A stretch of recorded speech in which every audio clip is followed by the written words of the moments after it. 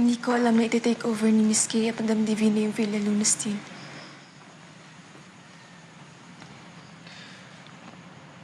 Alam ko. Hindi ka galit?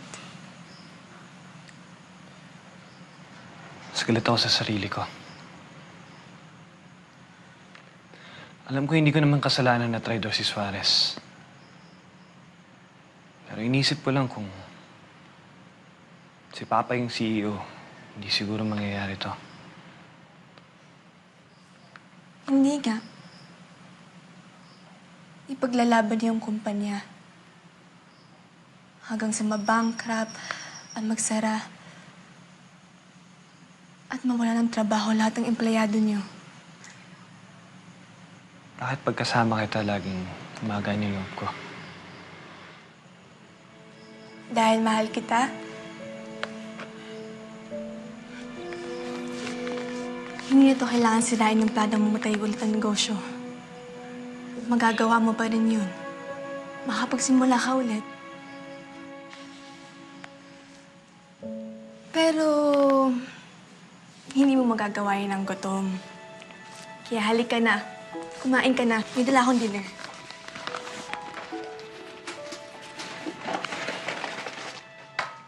Ito ho, pwede pa ho natin i-subtract ito. Pwede pang bawasan ito. Lalo na itong kuryente. Ano pong meeting yan? May narinig po akong subtract eh. Math po ba yan? Alam mo, magaling po ako dyan. Hindi, anak. Iniisip lang namin kung paano tayo makakatipid. Alam mo, baka yung kuryente pwede pa natin babaan. Oo eh. Pwede pa ho natin pagsabayin ng paglalaba at pagpaplansya para mas makatipid ho tayo. Eh kasi naman, itong si Barbie, gustong-gusto nakatutok sa kanya yung ventilador. Pwede ba? Simula ngayon, share na tayong ventilador. Yung grocery, baka pwede pa nating bawasan yun. Simula ngayon, bawal na magtira ng pagkain sa plato. Tsaka sakto lang dapat ang kuha nila. Opo. Oo, at saka yung sweldo natin, pwede namang bawasan. Oo nga, Benji. Sige. Bawasan na lang. Eh. Walang babawasan ng sweldo.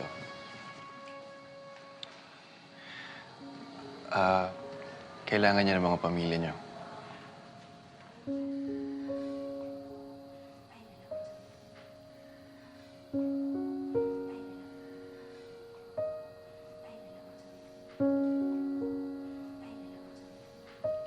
Tay,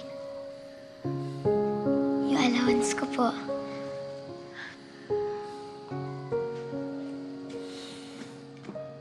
Alam ko, gusto niyong tumulong. Pero okay na sa akin na magtipid tayo. Hindi niyo kailangan isakripisyo yung bawat sweldo niyo. Or, nung allowance niyo. Mikmik, di ba sabi ko sa'yo, may tamang pagtitipid? Ang hirap kaya mag-aral ng gutom.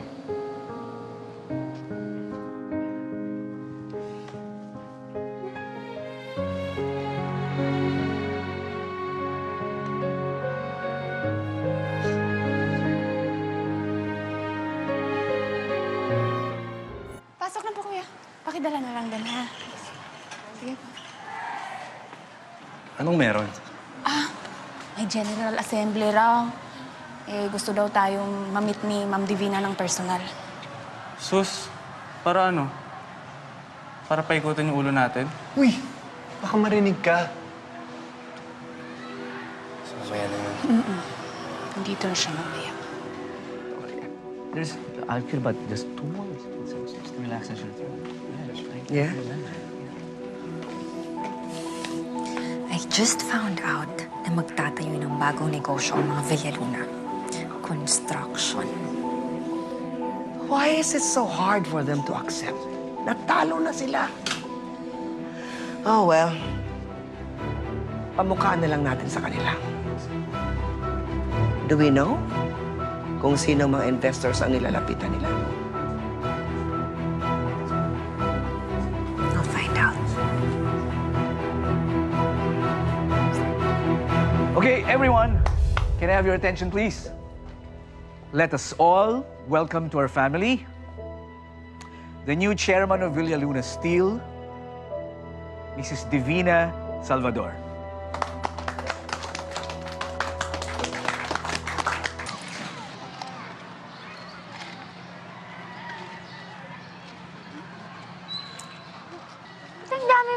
yan? Ito kasi, ito yung hulog ko sa alkansya ko. Tsaka para dagdag sa puhunan ko. Puhunan? Oo. Kasi nung nagkasakit si Bunso, ang daming gastusin sa gamot.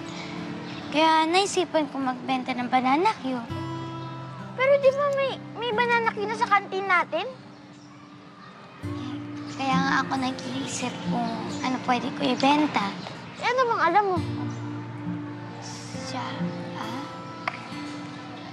Tsaa? Tsaa? Sino naman magtsatsaa dito? Tingnan mo, puro bata. Ako, nagtsatsaa. Hindi mo ba kami titigilan, ha? Pupudpudin ko yung bangs mo. Ang sungit mo naman.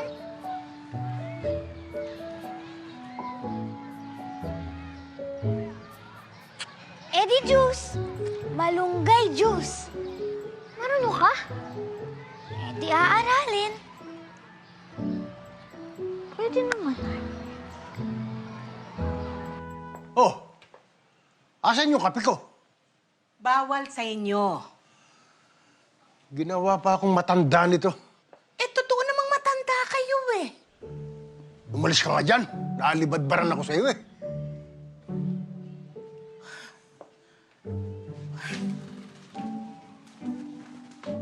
Papa, may mga kontrata pa tayong pwedeng mapakinabangan kung construction business yung papasukin namin.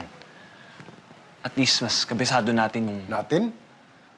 Kung gusto mo as an investor. Ayaw niyo na ba ako makatrabaho? Ganun ba? Papa, hindi naman sa ganun. Kasi siyempre, nagre-recover ka pa. Di ba? Masyadong matrabaho yung magsimula ng bagong negosyo. Iniisip ka lang namin, baka mapagod ka. Ito nga po pala yung mga list ng investors na gusto namin lapitan. We want your opinion since mas kilala mo sila.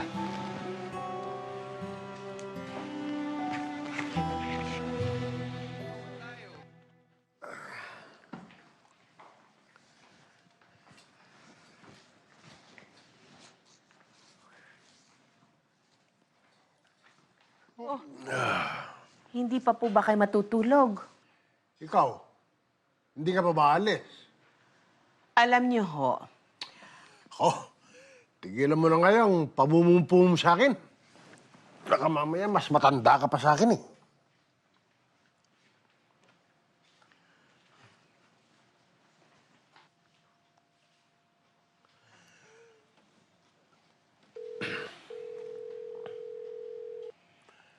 Makareg. Oo, si David to. Kinausap ka na ba ng mga anak ko? Sana naman tulungan mo sila. Sige. Aasahan ko yan, ha? Salamat.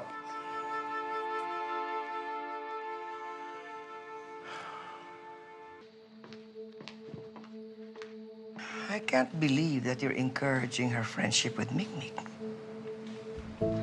Relax, Mama. Ikaw na rin nagsabi, who knows kung anong nalalaman nila Michael about us. Dahil kay Brittany. Hindi natin kakailanganin gamitin ng bata if you do your job. Mama, it's done. Na-set up ko na yung meeting. All you have to do is show up and make the offer.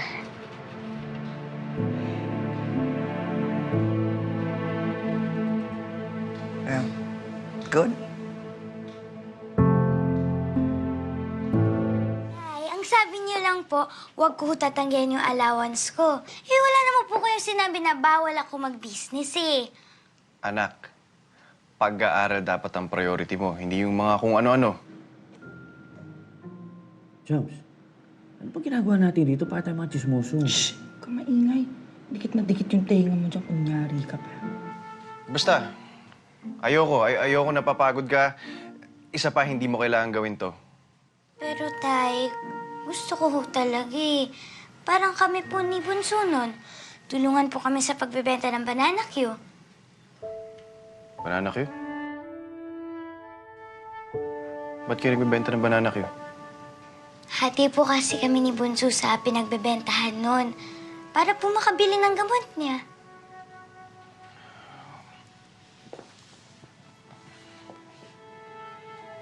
Halika. Pasensya ka na.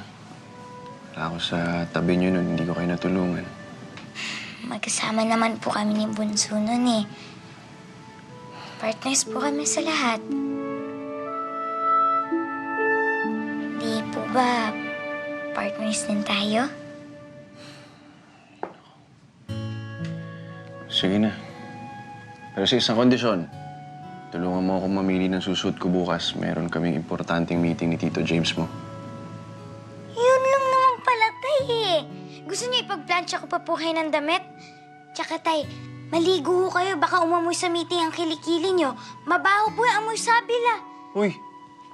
Pinagsasabi mo hindi ako... Ah, ganon. O, enak kita, di ba? Opo. Ibig sabihin, nakakita. Hindi po! Tay, hindi po kayo po kaya amoy sabila. Asim? Hindi po. May sabi lang. Oo, Chums, iiyak ka na naman dyan. Tuwing buntis ka, nauubos lahat ng panyo kung kakaiyak mo. Bakit ba? Eh, natatsa ko eh. Napaka-itsusero mo, Benji. Chums, may biro ka lang. Chums.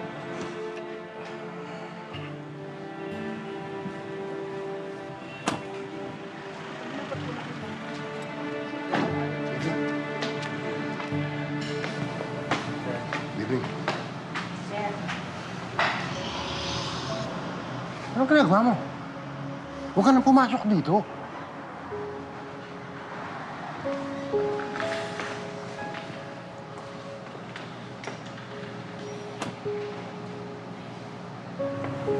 Ronaldo. Sir. Salamat naman at nakarating ka. Siyempre naman. Asan yung iba? Papa, sinulot ni Divina. Pa, dapat nasa bahay ka nagpapahingi. Kaya ko. Kaya ko. Oo nga, pero pinayagan ka ba ni Lola Esther na... Bakit? Doktor ko ba siya? Albularyo, manapa, mangkukulam.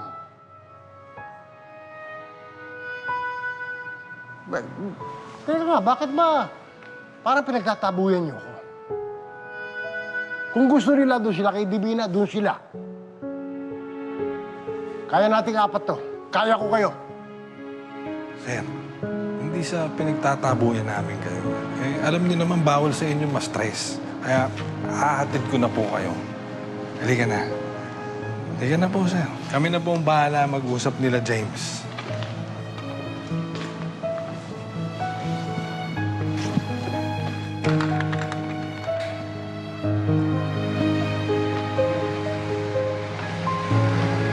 Sorry pero yung kinuwento ni Makaray kung paano siya tinulungan ni Papa, parang kahit nung bata ako, hindi ko nakita sa kanya yun eh. Parang ibang David Villaluna yung kinukwento niya eh. Sabi niya yung nagsisimula pa lang daw si Papa noon. Nung hindi pa daw ganun kayaman si Papa. Nung hindi pa siya ganun kalulong sa pera at karet. Iniisip ko nga eh, baka naman makatama si Mikmik talaga sa lolo niya. Siguro masyado na tayong nasanay tignan yung mga nagawa niyang mali na hindi na natin nakikita yung mga ginagawa niyang tama.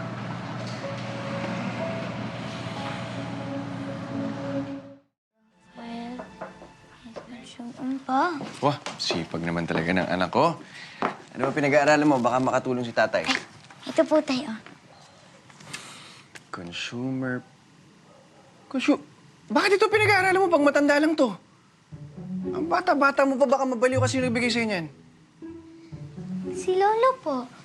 Eh, medyo mahirap nga lang po intindihin eh.